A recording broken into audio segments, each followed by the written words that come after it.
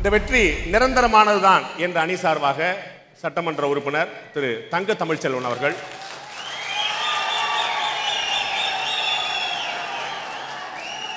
முதல்ல சொல்லிடுறேன், அவர்கிட்ட கூவத்தூர் கேட்க கூடாது. அவர் கூவத்தூர் இல்ல, பூந்தண்டலம்.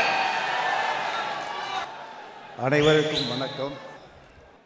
சகோதரி பேசினாங்க, இந்த ஆட்சி நிலைக்காது, இந்த சட்டமன்ற உறுப்பினர்கள் இங்கிருந்து பேசிட்டு வெளியே போகும்போது எங்கே போவாங்கன்னு தெரியாது, அவ்வளோ ஒரு மிக மோசமான நிலையை அதிமுகவுக்கு இருக்கிறது என்ற நிலைப்பாட்டை மக்கள்கிட்ட சொன்னாங்க. எங்களுக்கு அந்த நிலைப்பாட்டெல்லாம் இல்லை. நான் கட்சி மாறணும், மந்திரியாக வரணும், எங்களுக்கு பெரிய சொத்து வேணும், சொகம் வேணும்லாம் நாங்கள் நிற்கலை. இந்த அதிமுக உடையக்கூடாது, பிளவுபடக்கூடாது. 2016ஆம் ஆண்டு நடந்த சட்டமன்ற தேர்தலில் அனைத்திந்திய அண்ணா திராவிட முன்னேற்ற கழகம் தனித்து நின்று மாபெரும் வெற்றியை பெற்ற இயக்கம் புரட்சி தலைவி அம்மா அவர்கள் அமைத்த அரசு. எதுக்கு நீங்க 2வது தடவை ஓட்டு போட்டீங்க? 33 வருடம் கழித்து தொடர்ந்து தமிழ்நாட்டில் ஒரு முதலமைச்சர் வருகிறார் என்றால் அது புரட்சி தலைவி செய்த சாதனையின் காரணமாகத்தான் 2வது முறையா இன்னைக்கு தமிழ்நாட்டுடைய முதலமைச்சர். டிசம்பர் 5க்கு அப்புறம் என்ன நடந்துச்சு சொல்லுங்க. டிசம்பர் 5க்கு அப்புறம் எப்பயுமே ஒரு இன்ட்ரோடக்ஷன் ஒன்று இருக்கு, அறிமுகம் ஒன்று இருக்கு, அதை சொல்லிட்டு தான் ஒன்று வரணும். இந்த வர்றேன் நான் டிசம்பர் 5க்கு பிறகு வர்றேன் நான். நாங்கள் அதிமுக உறுப்பினர்கள் ஒரு விடுதியில் தங்கினது உண்மை. ஏன் தங்கணும்னு சொன்னால், கவர்னர்கிட்ட நாங்கள் கேட்குறோம், சார் எங்களுக்கு மிகப்பெரிய மெஜாரிட்டி இருக்குது, எங்களை அழைச்சி அதிமுக அரசை கொண்டு வாங்கன்னு கேட்குறோம். எங்கள் எதிரணியிலிருந்து எங்கள் மாவட்டத்துக்காரரு, உங்களுக்கெல்லாம் தெரியாது அவரை பற்றி, உண்மையிலே நான் சொல்கிறேன், அவர் என்றைக்குமே பணிவை தவிர வேறு எங்கேயுமே வீரமாக பேச மாட்டார். ஆனால் இன்னைக்கு இந்த அளவுக்கு போறான்னு சொன்னால் அவருக்கு பின்னணி ஏதோ ஒன்று இருக்கு, அதை மட்டும் மக்கள் புரிஞ்சுக்கணும். காரணம், அந்த திரு ஓ பன்னீர்செல்வம் முதலாக 2011இல் பெரியகுளம் சட்டமன்ற உறுப்பினராக இருந்த பொழுது எங்கள் இயக்கத்தினுடைய கழக துணை பொதுச் செயலாளர் மரியாதைக்குரிய அண்ணன் டிடி தினகரன் நாடாளுமன்ற உறுப்பினர். அப்பத்தான் ஓ பன்னீர்செல்வத்தை வெளி உலகத்துக்கு அறிமுகப்படுத்துறாரு. வெற்றி பெற்றவுடன் அன்றைய சூழ்நிலையில் இவர் மாண்புமிகு புரட்சி தலைவி அம்மாவிற்கு ஒரு வழக்கின் காரணமாக, டான்சி வழக்கின் காரணமாக தேர்தலில் நிற்க முடியாது என்ற சூழ்நிலை வருகின்ற பொழுது ஓ பன்னீர்செல்வத்தை அன்று முதலமைச்சராக அறிமுகம் செய்தவர் அருமை அண்ணன் டிடிவி தினகரன் அவர்கள். இன்னைக்கு சொல்றாரு, அந்த குடும்பத்தை நான் பார்த்ததே இல்லை என்றார். எந்த வகையில் நான் சொல்லுங்க பார்ப்போம். அவரோடு நாங்கள்லாம் உட்காந்து பேசுவோம். அன்னை ஆனந்தன் வந்திருக்காரு, அன்னை செம்மலையும் வந்திருக்காருங்க, பெரியவளம் வந்து உட்காந்து பேசிட்டு இருப்போம். ஆனால் பன்னீர்செல்வம் மட்டும் நின்றுக்கிட்டே இருப்பார், உட்கார மாட்டார். நடிப்பு. இன்னைக்கு தான் தெரியுது அது நடிப்புன்னு சொல்லி. அந்த அளவுக்கு நடிச்சு ஒரு தமிழ்நாட்டில் ஒரு முதலமைச்சர் பதவியை வாங்கிய ஓ பன்னீர்செல்வம் இன்னைக்கு இந்த இயக்கத்தை உடைக்க வருகின்ற பொழுது நாங்கள் ஒன்று திரண்டு இந்த அதிமுகவை காப்போம். அதே எங்க சபதம். அப்ப எம்ஜிஆர், ஜெயலலிதா, ஓபிஎஸ் எல்லாருமே நடிச்சுதான் வந்திருக்கிறாங்க.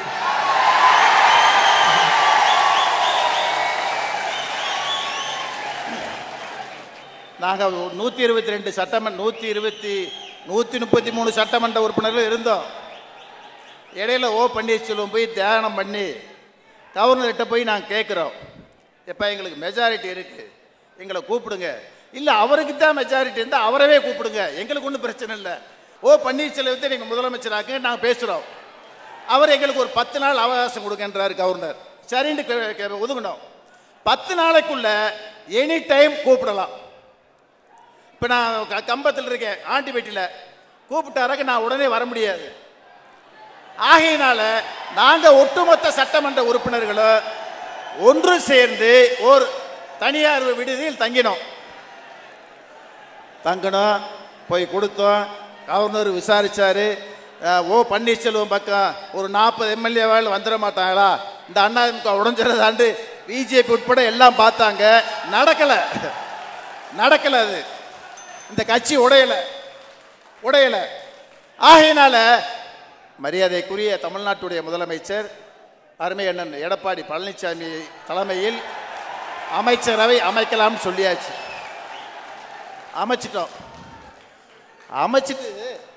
அமைச்சிட்டு நான் சொல்கிறேன், 70 நாள் ஓ பன்னீர்செல்வம் முதலமைச்சராக இருந்தார். கோட்டைக்கு போனார், வந்தார்.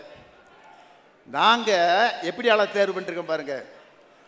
7 முறை சட்டமன்ற உறுப்பினர் தேர்தலில் போட்டு 3 முறை நாடாளுமன்ற தேர்தலில் போட்டு இந்த கட்சி பிளவுபட்ட நேரத்தில் 89இல் ஜானை அணியில் இருந்த ஓ பன்னீர்செல்வத்தை காட்டிலும் அம்மா அணியில் இருந்த அருமை அண்ணன் எடப்பாடி பழனிசாமி அவர்களை முதலமைச்சராக தேர்வு செய்து கோட்டைக்கு போறாரு. போனதுமே 5 கோப்புல கையெழுத்து போடுறாரு. நான் என்ன சொல்றேன், இப்ப நாங்க முதலமைச்சரா பொறுப்பேற்றுட்டாரு, அவரை கொஞ்சம் விட்டு பாருங்க. முதல்ல எதுவுமே செய்யாம நல்ல அரசு இல்லைன்னா எப்படி மக்கள் ஒத்துக்குருவான்? கோட்டைக்கு போன அன்னைக்கு 5 கோப்புல கையெழுத்து போட்டு திட்டத்தை நிறைவேற்றி இருக்கிற எங்க முதலமைச்சர் நீடிப்பாரா? 70 நாளா முதலமைச்சர் அந்த ஓ பன்னீர்செல்வம் கோட்டைக்கு போய் எந்த தீர்ப்பிலுமே கையெழுத்து போடாத ஓ பன்னீர்செல்வம் 0 பன்னீர்செல்வமாக மாறுவார்கள் என்று கூறி வாய்ப்புக்கு நன்றி கூறி விடைபெறுகிறேன். நம்ம நிறைய அதிசயங்களை பார்க்கிறோம். அதிமுக எல்லாரும் சேர்ந்து திமுகவை திட்டிட்டு இருந்தாங்க. இப்ப அதிமுக காரங்களே அதிமுக திட்டுறாங்க. பெரிய உயர்ப்பு உண்மையான அதிமுக ஒரிஜினல் நாங்க தான், வேற எங்கும் கிளைகள் இல்லை நம்புகள் 3 பேர் சொல்லிட்டு இருக்காங்க.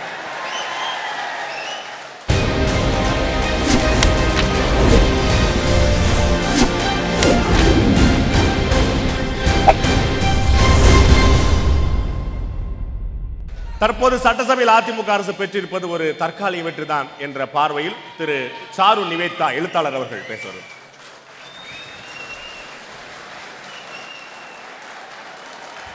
அரசியல்வாதிகள் நிறைந்துள்ள இந்த இடத்துல ஒரு எழுத்தாளனை கூப்பிட்டதும் ஒரு அதிசயம்தான். நான் உங்களை மாதிரி ஒரு சராசரி மனிதன். நான் என்ன கேட்குறேன்னா, இவங்களெல்லாம் நீங்க தொகுதிக்கு போகவே முடியாது.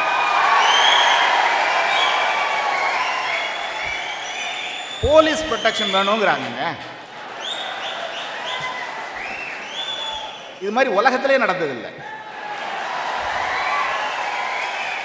தொகுதி மக்களால் தேர்ந்தெடுக்கப்பட்ட பிரதிநிதிகள், எம்எல்ஏக்கள் தொகுதிக்கு போறதுக்கு, மக்களை சந்திக்கிறதுக்கு செக்யூரிட்டி வேணும். எங்கேயாவது உலகத்தில் இந்த மாதிரி நடந்திருக்கா? ஏங்க இதே மாதிரி பிரதமர் நரேந்திர மோடி, திமுக தலைவர் கருணாநிதி அவர்கள், மறைந்த முதலமைச்சர் ஜெயலலிதா ஏக்க பாட்டிசனோட ரொம்ப பெருமையா பாத்தீங்க. இப்ப 4 பேர் போலீஸ் பாதுகாப்போட பார்த்து அப்படி விமர்சனம் பண்றீங்க. நான் எப்போதுமே மற்றவங்க கிட்ட இருந்து கத்துக்கிட்டே இருப்பேன். இன்னைக்கு நான் ஒரு விஷயத்தை கத்துக்கிட்டேன், ரொம்ப முக்கியமான விஷயத்தை கத்துக்கிட்டேன். தைரியம். எவ்வளவு தைரியமா அவங்க பேசினாங்க பாருங்களேன். இதுக்கு ஒரு தைரியம் வேணும். நான் அந்த இடத்துல இருந்தா நான் வரமாட்டேன்னு சொல்லிடுவேன். ஜெயலலிதா அவர்களோட படத்தை அரசு அலுவலகங்களில் வைக்கக்கூடாதுன்னு ஒரு கருத்து இருக்கு. இப்ப நம்ம அதுக்குள்ள போக வேண்டாம். அப்படி ஒரு கருத்து. உடனே எங்க மந்திரி காந்தி நேதாஜி தான் ஜெயிலுக்கு போயிருக்காங்க, அவங்க படத்தெல்லாம் நம்ம வைக்கலையா? அதாவது மதிப்பீடுகள் எவ்வளவு சீரழிஞ்சிருக்குன்னா, அன்னைக்கு என்ன பூமி வெடிச்சு அது உள்ள போயிடலாம் தோணுச்சு. என்ன பேச்சு! காந்தி 1922 ஜெயிலுக்கு போறார். எதுக்கு ஜெயிலுக்கு போறாருன்னா, உங்களுக்கே தெரியும், தேச விரோதி, தேசத்துக்கு எதிராக நீங்கள் சதி செய்திருக்கிறீர்கள் அப்படின்னு பிரிட்டிஷ் அரசு, பிரிட்டிஷ் நீதிபதி காந்தி கிட்ட சொல்லி உங்களுக்கு 6 வருஷம் தண்டனை. 6 வருஷம் தண்டனை 1922. அப்ப ஜட்ஜ் சொல்றாரு, எப்போதும் நீதிபதி அந்த நீதி தீர்ப்பு சொல்லும் போது முன்னாடி உள்ள கேஸ் எல்லாம் ரெஃபர் பண்ணுவாங்க. 1912 திலகரும் இந்த மாதிரி தான் தேச துரோகம் பண்ணாரு, அவருக்கு நாங்க 6 வருஷம் ஜெயில் தண்டனை கொடுத்தோம், அதே மாதிரி உங்களுக்கும் 6 வருஷம். உடனே காந்தி ஜட்ஜி கிட்ட சொல்றாரு, திலகரோட என்ன ஒப்பிட்டுட்டீங்களே, இதை விட பெருமிதம் என் வாழ்க்கையில எதுவுமே கிடையாது. இப்ப காந்தி உள்ள போயிட்டாரு, இன்னும் கதை முடியல. காந்தியை உள்ள அனுப்பியாச்சு. 5 வருஷத்துல அவருக்கு அப்பெண்டிசைட்டிஸ் வந்து அவரை வந்து வலுக்கட்டாயமா ஆபரேஷன் பண்ணி சாக போயிருந்தார். சாகிற மாதிரி ஆயிட்டார். பிரிட்டிஷ் அரசாங்கத்துக்கு ஒரே கவலை, இங்க உள்ள செத்து போயிட்டாருன்னா வம்பு சொல்லி வெளியில அனுப்பிட்டாங்க. 5 வருஷத்துல வெளியில வந்த உடனே ஐயோ திலகர் மாதிரி என்னால 6 வருஷம் இருக்க முடியலையேன்ட்டு 1 வருஷம் மௌன விரதம் இருந்து ராட்டைய சுத்திக்கிட்டு இருந்தார். அப்பேற்பட்ட தலைவரோட படத்தை நம்ம வச்சிருக்கிறோம். எல்லா படமும் இல்ல, காந்தி படம், நேரு நேதாஜி படம்லாம் வச்சிருக்கலையா, அவங்க எல்லாம் ஜெயிலுக்கு போகலையான்னு ஒருத்தர் கேட்கிறாரு மந்திரி. அடுத்தது கூவத்தூர்ல என்ன நடந்துச்சு? ஒன்னும் நடக்கல, எல்லாம் தாக சாந்தி பண்ணிட்டு அதெல்லாம் ஒரு விஷயமே இல்ல, சாப்பிட்டு இருந்தாங்க, அதெல்லாம் ஒரு விஷயம் இல்ல. ஒருத்தருக்கு வந்து கொலஸ்ட்ரால் ஏறிடுச்சு 5 நாளையில, அதெல்லாம் இல்ல, அதெல்லாம் விஷயம். விட்டுட்டாங்கன்னா எல்லாம் போயிடும்.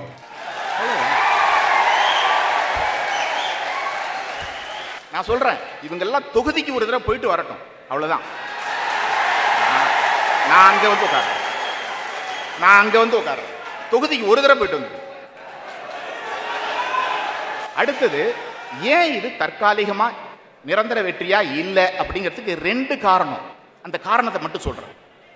ஒன்னு, இன்னைக்கு இருக்கிற டெக்னாலஜி டெவலப்மெண்ட் எப்படி இருக்குன்னா, ஒரு டீ கடையில போய் நின்னீங்கன்னா சிசிடிவி, ஒரு மளிகை கடையில போய் நின்னீங்கன்னா சிசிடிவி, ஆனா அப்போலோவில் மட்டும் சிசிடிவியே கிடையாது.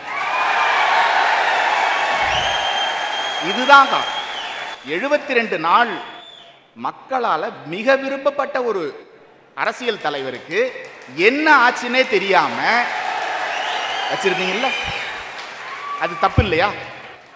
ஒரு உரிமை வேணும்ல. இவங்களோட ஓட்டு போட்டு தானே வந்தாங்க, இவங்களோட அன்புக்குரியவங்க வேற. கவர்னர் போறாரு, ரிசப்ஷனிஸ்ட பார்த்துட்டு வந்துட்டாரு கவர்னர். இப்படி இது ஒரு முக்கியமான காரணம், மக்களோட வெறுப்புக்கு இது ஒரு முக்கியமான காரணம். ரெண்டாவது காரணம் நிறைய பேசிட்டோம். அந்த கூவத்தூர்ல இருந்த மக்கள் பிரதிநிதிகளை அவங்க வந்து சுதந்திரமா செயல்பட விட்டுருந்தாங்கன்னா, ஒரு இடத்துல போட்டு வைக்காம சுதந்திரமா இருந்திருந்தாங்கன்னா சுதந்திரமா ஓட்டு போட்டிருப்பாங்க அப்படின்னு மக்கள் நினைக்கிறாங்க. இப்போ இந்த 2 காரணம் தான், இந்த 2 காரணத்தினால்தான் இந்த தீர்மானம், இந்த வெற்றி அப்படிங்கிறது நிரந்தர வெற்றி அல்ல அப்படின்னு மக்கள் நினைக்கிறாங்க. நான் திரும்பவும் சொல்றேன், உங்களுக்கு நான் எதிரானவன் இல்லை. மக்கள் என்ன நினைக்கிறாங்க, மக்களோட கருத்தை மட்டும் தான் நான் இங்க சொல்றேன், அவ்வளவுதான். நன்றி. வடிவேல் ஒரு படத்துல, நான் என்ன இப்படி கையை பிடிச்சி இழுத்தேனா, நான் என்ன இப்படி கட்டி பிடிச்சேனா, நான் என்ன இப்படி முத்தம் கொடுத்தேனா அப்படி சொல்லிட்டு பூராத்தையும் செஞ்சிருவாரு. அண்ணன் இந்த மாதிரி நான் ஒண்ணுமே சொல்லல, மக்கள் என்ன சொல்றாங்கன்னு நான் சொல்றேன் அப்படின்னு சொல்லிட்டு